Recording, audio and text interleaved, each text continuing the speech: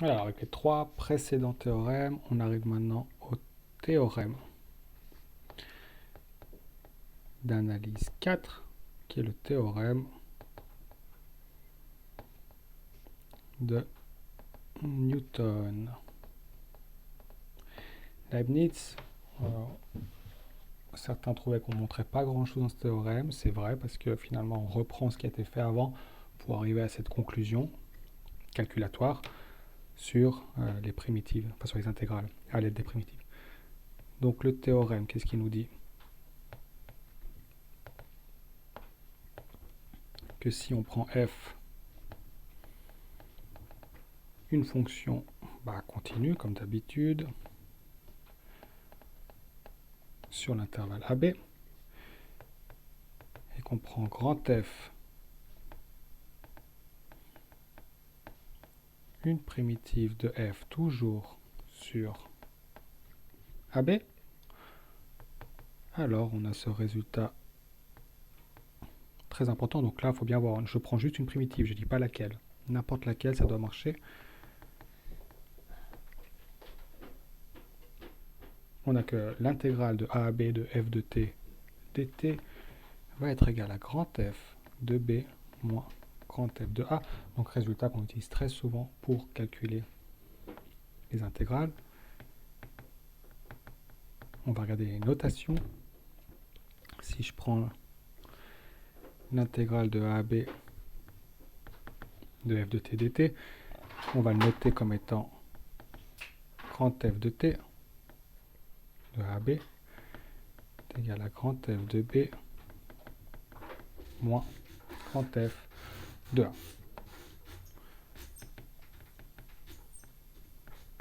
À ce moment-là, vous allez me donner un ou deux exemples de votre choix. Par exemple, de 0 à 1 de x au carré dx, on sait qu'une primitive de x au carré, c'est x au cube sur 3. On va faire grand F de 1 moins grand F de 0.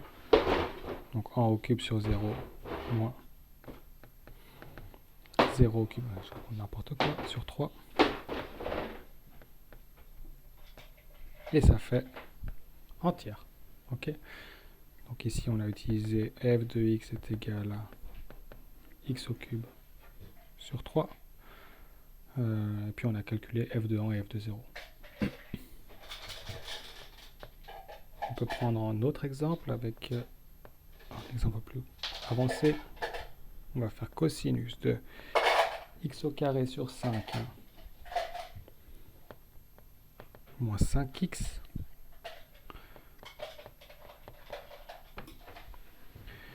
fois x. Je vais prendre x au carré sur 2 dx. Alors là, on reconnaît f. Là, on reconnaît f'. Donc, on reconnaît la composition d'une fonction. On voit que grand F de x est égal à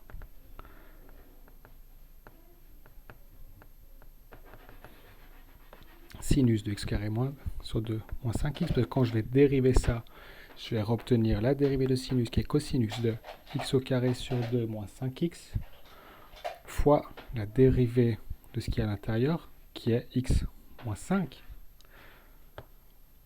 Si je calcule f de 1, ça va donner sinus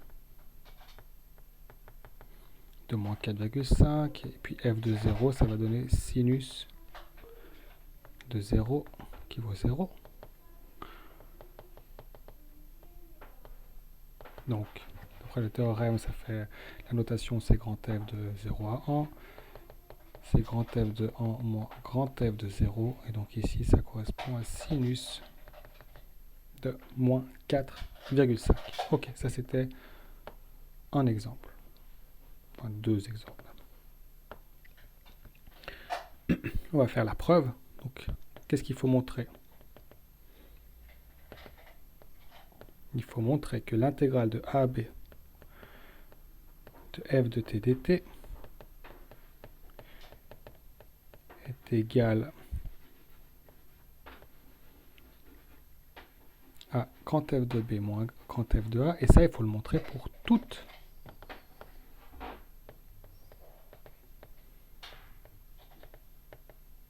primitive grand F, pas juste une seule, mais pour toutes les primitives grand F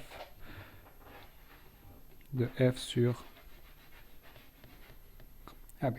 Et là, on va rassembler un petit peu tout ce qu'on a déjà vu sur le sujet, et on va partir d'une première primitive. La première primitive qu'on connaît, elle nous est donnée par le théorème fondamental de l'analyse, qui nous dit que grand F de x, qui est égal à l'intégrale de ax de f de t dt, est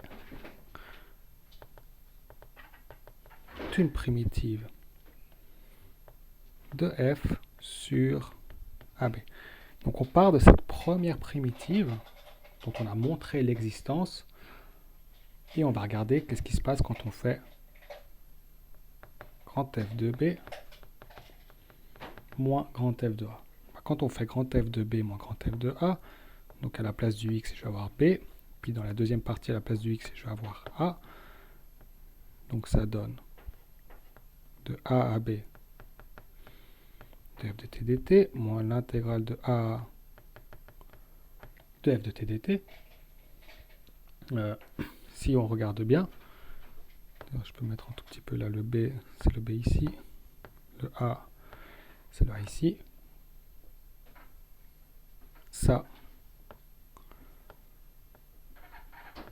c'est égal à 0, car propriété 9 des intégrales. En effet, si j'ai le même point de départ, le même point d'arrivée, vous vous rappelez que l'intégrale, c'est une histoire de calculer des aires de rectangle. Je peux calculer aucun rectangle. C'est forcément 0. Conclusion, c'est égal à... C'est bien égal à ce qu'on calculait, l'intégrale de A à B de f de t dt.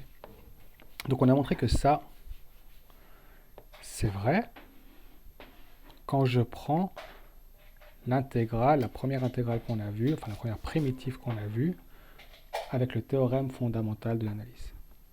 Maintenant, il faut montrer que c'est vrai aussi pour les autres primitives. Alors, on a un autre théorème. Donc là, je vais préciser ce que vous pouvez dire à l'oral. On a montré que le théorème est vrai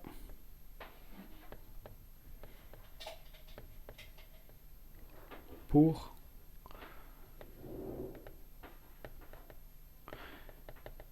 la primitive grand F de x. Et maintenant, il faut montrer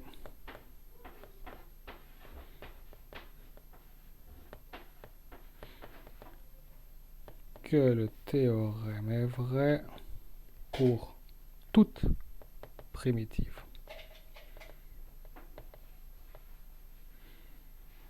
de f. Alors, soit j'ai une primitive quelconque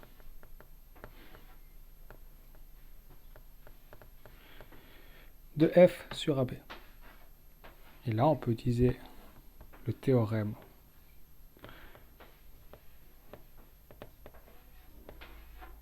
des relations entre les primitives. C'est le théorème d'analyse 1 qui nous dit alors il existe en C éléments de R tels que G de x soit égal à f de x plus c. Vous vous rappelez, les fonctions, enfin les différentes primitives ne varient qu'à une constante près. Donc finalement, si je veux calculer grand G de B moins grand G de A, comme je l'ai fait ici, ça va être pareil que grand F de B plus C moins grand F de A plus C. Un petit peu de calcul littéral, grand F de B plus C moins grand F de A moins C. Ça se supprime. C'est égal à grand F de B moins grand F de A. Et ça, on a montré juste avant que c'était bien égal à F de B dt. Et ça finit ce théorème. On finit juste avec une remarque. Il y a des limites au théorème.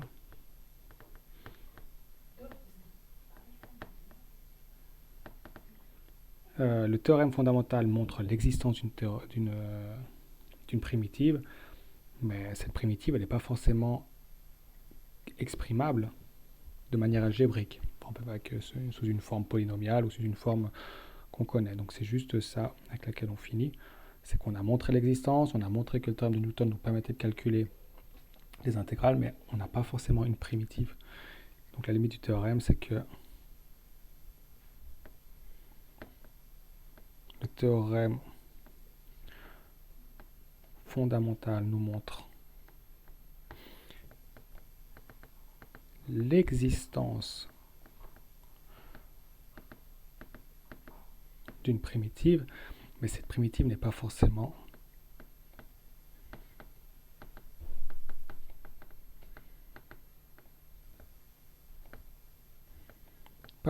exprimable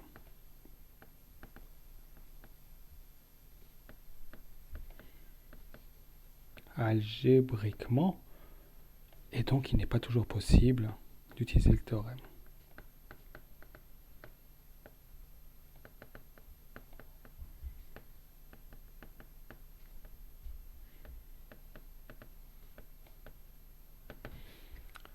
Et voilà ce qui finit donc ce théorème.